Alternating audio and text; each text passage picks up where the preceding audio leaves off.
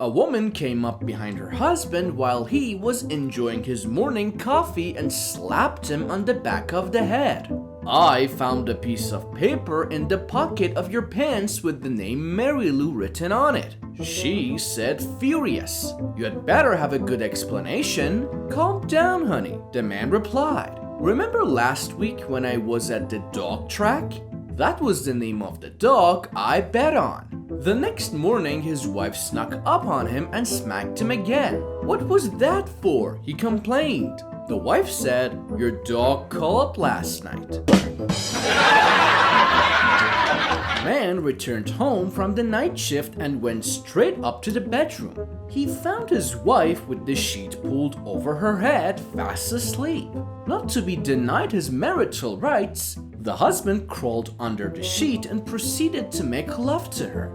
Afterward, he hurried downstairs for something to eat and was startled to find breakfast on the table and his wife pouring coffee. How did you get down here so fast? He asked. We were just making love.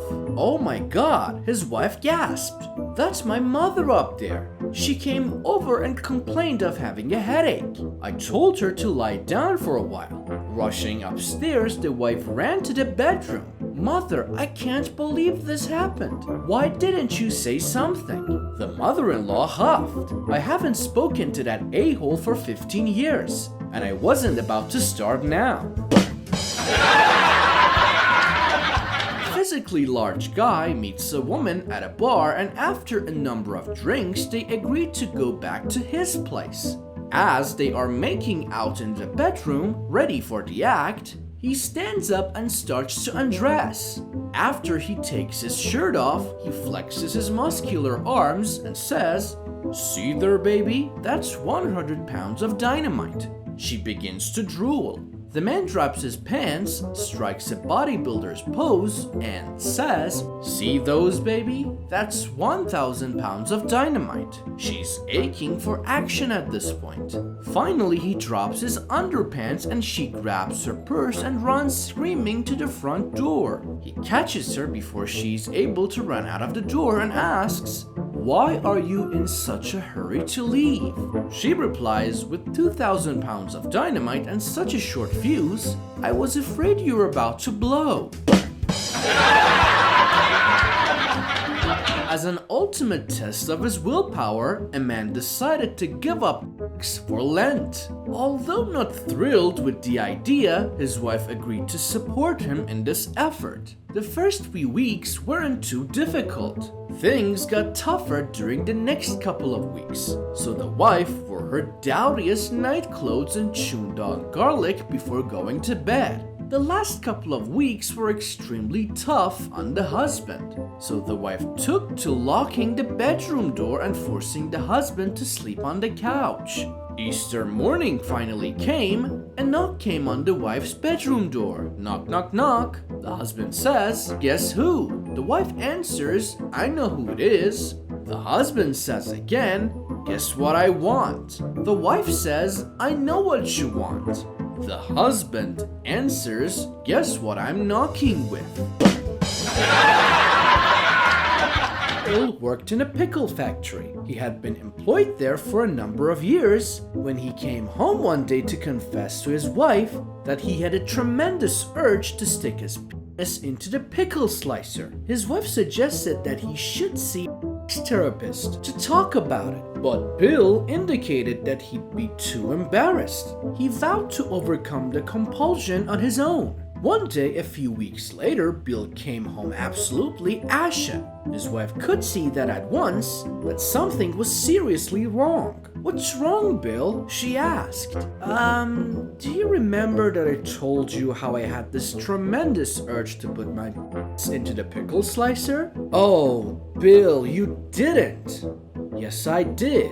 My God, Bill, what happened? I got fired. No, Bill, I mean, what happened with the pickle slicer? Oh, she got fired too, the man says. Father and son went hunting together for the first time. The father said, "Stay here and be very quiet. I'll be across the field."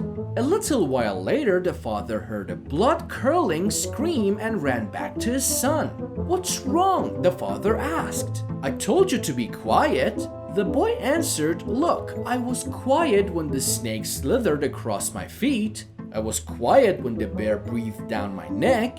I didn't move a muscle when the skunk climbed over my shoulder. I closed my eyes and held my breath when the wasp stung me. I didn't cough when I swallowed the gnat. I didn't swear or scratch when the poison oak started itching. But when the two squirrels crawled up my trouser leg and one of them said, 'Should we eat them here or take them with us?'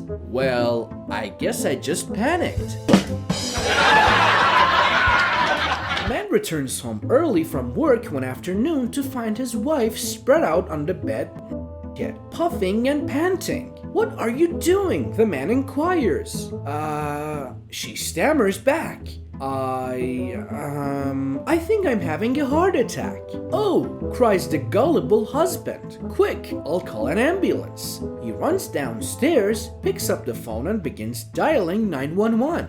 When his son, little Johnny, appears, sobbing his little heart out. "What's the matter, son?" asked the father. "Uncle James is in the closet with no clothes on, Daddy," replied his tearful toddler. Enraged, the man runs back upstairs, flings open the wardrobe and finds his brother there absolutely naked, just as his son had said. "You bastard, Jim," screams the man. "My wife is over there having a heart attack and you're running around naked scaring Johnny."